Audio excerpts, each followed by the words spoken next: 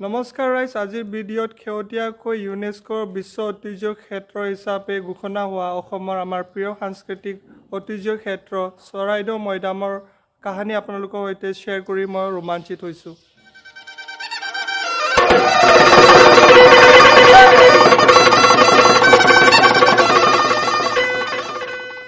অসমত ডাঙৰকৈ আহোম বংশৰ ইতিহাস আৰু তেওঁলোকৰ অনন্য সমাধি পৰম্পৰাৰ প্ৰতি মই সদায় মুগ্ধ হৈ আছোঁ। মৈদাম কেৱল এক সাংস্কৃতিক স্থানতকৈ অধিক, ই আমাৰ পূৰ্বপুৰুষৰ কৌশল আৰু কাৰুকাৰ্যৰ প্ৰমাণ। আমি যেতিয়া বিশ্ব ঐতিহ্য ক্ষেত্ৰ বুলি কওঁ, ইয়াৰ অৰ্থ কি? ইয়াৰ অৰ্থ হ'ল মৈদামক ইউনেস্কোৰ দ্বাৰা সকলো মানৱতাৰ অন্তৰ্গত এক প্ৰাকৃতিক বা সাংস্কৃতিক সম্পদ হিচাপে স্বীকৃতি দিয়া হয়।